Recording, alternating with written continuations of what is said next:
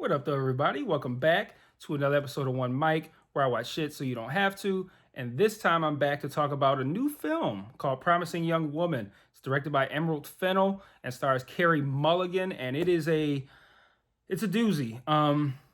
There's a lot to unpack from this film. The general premise of the film, and I don't want to spoil it by any means because I think um, part of the reward in watching this is kind of piecing together where this is going.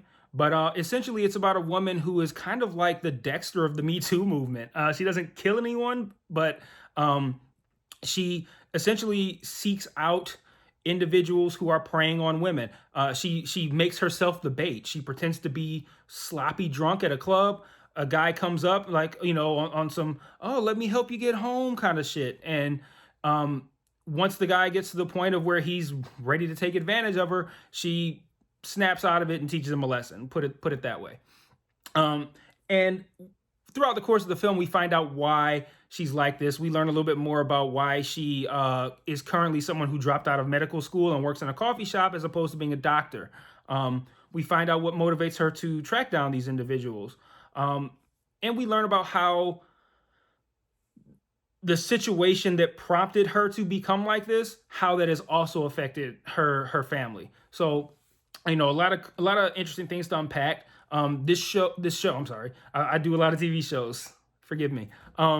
This film actually, and it adds in a lot of interesting cast members as well. You get Laverne Cox in this playing her coworker slash boss at the coffee shop. You get Christopher Mintz-Plasse. I don't know how to say his name. McLovin. He's in this. Alison Brie is in this. And Bo Burnham.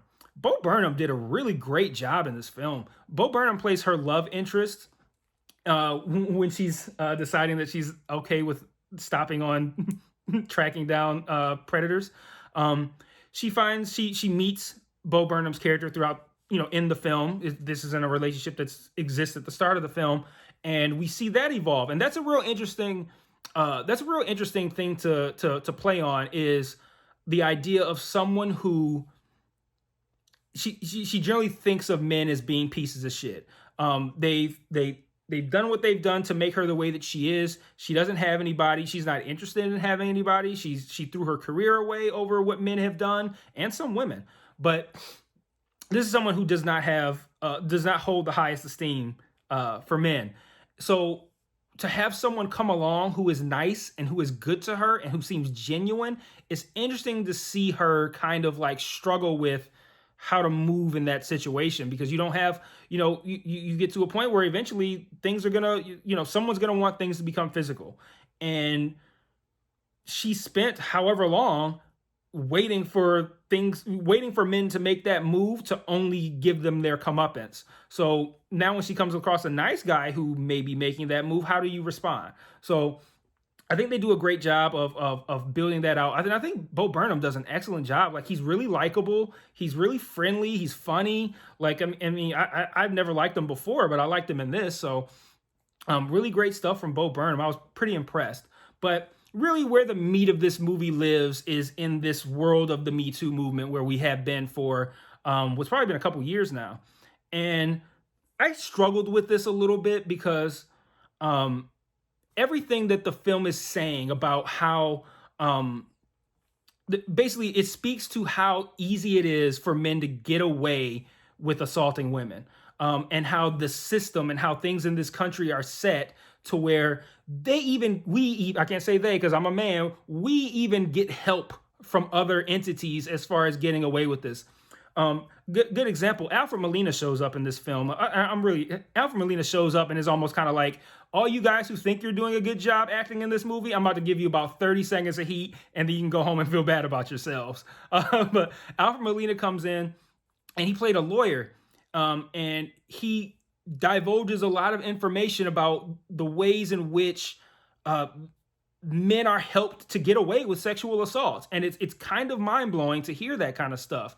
And a lot of what this film is about is to make that not make that case, but to showcase the fact that when it comes to sexual assault, women have to almost build a case as to why it even happened. You know, they have to already be prepared for, well, what were you wearing? How much did you drink? Where were you at? You need to be more responsible. Like all these kinds of things that they rain down on the women as reasons for why they shouldn't have been assaulted, that almost never the question is, who the fuck is this piece of shit guy? It's always like, what did you do wrong? What could you have done differently to avoid being in that situation? And that's something that's kind of been well known over the course of just since the Me Too movement has become more pronounced.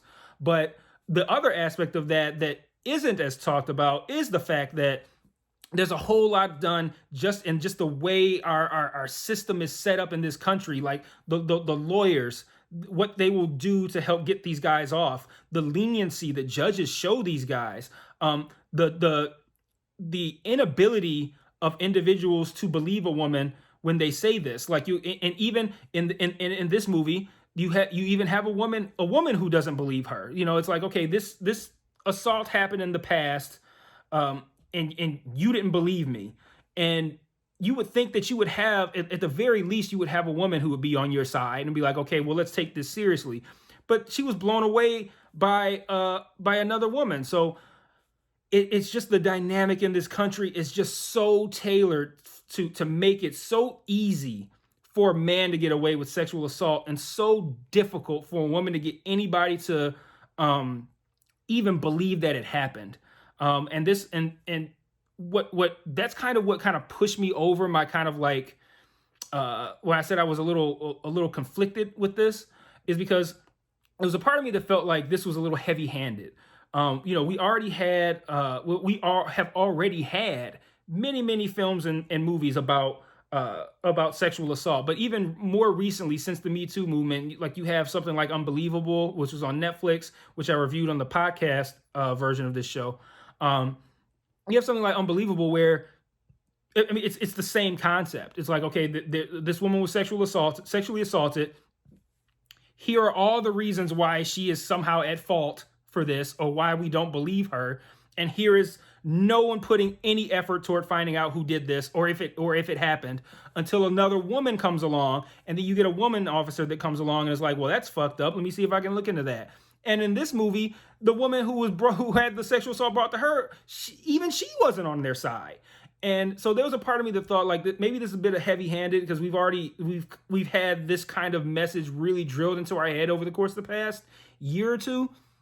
But then I thought, well, there's also been hundreds of additional years in which we have not had this message drilled into our head. And then too, I do think it added an interesting aspect of the fact that of talking about and really putting a spotlight on all the ways in which men can get away with this, even when it comes down to I'm not that guy anymore, or it wasn't me, I didn't do anything. Even if you were there, and you being there and observing a rape and doing nothing, that's you being complicit, and that's you doing something, just not in the literal sense, but your inaction is still you doing something. And it's what you are doing is contributing to this person's trauma instead of trying to help. And this movie added that added layer to this, which I think helped it.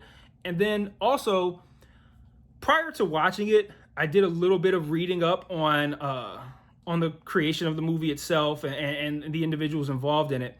And I saw that there was a review from Variety that essentially said that Carey Mulligan, the lead actress in this, essentially wasn't hot enough to play this role, and that Margot Robbie, an executive producer, probably should have played it.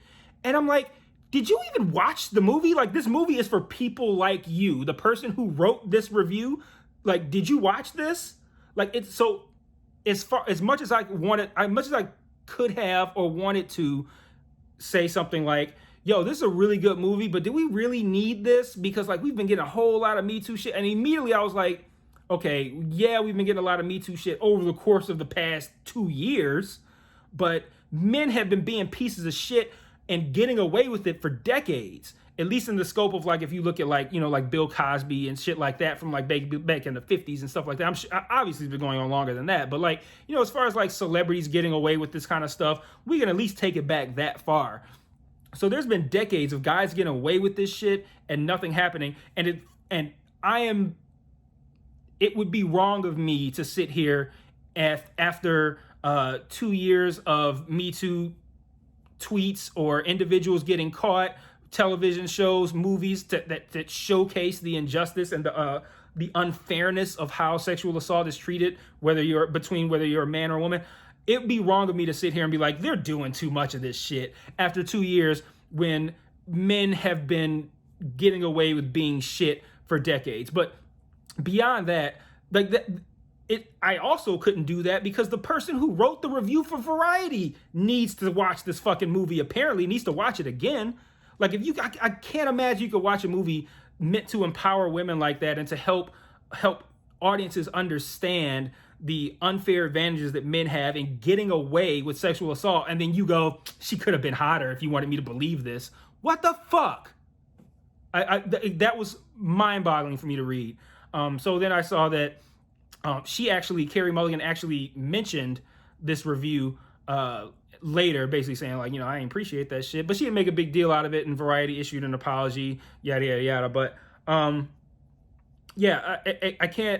can't sit here and say that this is something that's not needed when the woman who reviewed the movie in 2020 or 2021, whenever she reviewed it, had the nerve to say that basically she could have been hotter. Like, it should have been Margot Robbie. If you want me to believe that a bunch of drunk guys are going to want to fuck this woman, it should have been Margot Robbie and not Carey Mulligan. Like, wow, really? So, having said that, I do think that there's little here that is remarkable. I think Bo Burnham is great. I think the concept of the film is great. I think the twist that they have in the film is great. I even think the ending is great.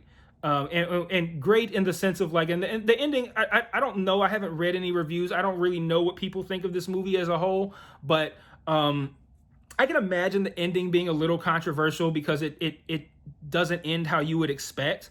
But I think that the point is for you to understand that even if you feel like you've gotten past this, or you've found a way to move forward, the repercussions from these sorts of things can have a tendency to not go away, and women can continue to suffer even after, let's say for instance, you're a woman, you get sexually assaulted, that guy gets caught and he goes to jail. That's not the end of your problems. You got to live with that shit. Like, that's going to affect your life and how you interact with people going forward.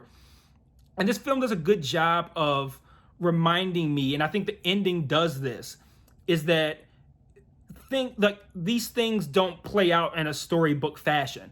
And when you watch a movie, that's generally how you expect things to end. You expect them to end in a storybook kind of way. And this film doesn't end that way. And I think this film ends in a way that's maybe not very feasible, but I don't think that's the point. I think the point is to let us know that these sorts of things have lasting repercussions, and very rarely do women instantly come out of these situations on the happy end of things. Like, a lot of shit can go wrong. They can deal with the repercussions of this for the rest of their life, internally, mentally, whatever, even physically. So I think there's a lot of good that is said in this movie. I think it's one that men in particular need to watch, because even me, like, I'm watching this movie and I'm seeing like, that could have been me, like in the past, like, because there's guys doing shit in this movie in college, and that's what happens, and that's what they say. They say, oh, we were kids back then, we were in college, we didn't know what we were doing, yada yada yada. And these are things that anyone could have done. People make these mistakes. People get into these situations where they're doing the absolute fucking most, and these might be people who wouldn't do this otherwise, or even if they would, they instantly regret it. They can't live with it. They struggle with it. Like, there's so many different ways that these sorts of things can play out. And I think it's important for men to see this, because like, you're never above doing something that might be out of character that can fuck you over long term. Like, it takes just one lapse in judgment. Like, like a DUI where someone gets killed. Like, almost everyone who drinks has driven with more alcohol in their system than they should have. It's just a matter of, did you get caught? Did you do something that harmed someone? So like, it's one act, driving while drunk, but one person makes it home and the other person kills someone and ends up in jail for life. And this is kind of the same thing. It's those it's those small decisions in the moment that can come have big time repercussions at the end. And that's, I think, one of the bigger takeaways from this film. And I think it's something that a lot of men need to see, especially teenage men or men in college, because you might get, you get in college, you get drunk, you're having fun, you might think this is some cool shit to do. And I don't think anybody thinks rape is cool shit to do, but I mean, like, maybe somebody else is doing it and you find out about it, or you observe it, or you take a video, or all that kind of shit. So yeah, you didn't actually do the raping, but you're still a piece of shit too. But in that moment, you're drunk partying, like, oh, let me record this, and you don't think it's a big deal. And this affects people. Like, that the woman in this film, and I'm not talking about the lead that Carey Mulligan plays, another woman in this film, you know, she has to deal with real life shit after this.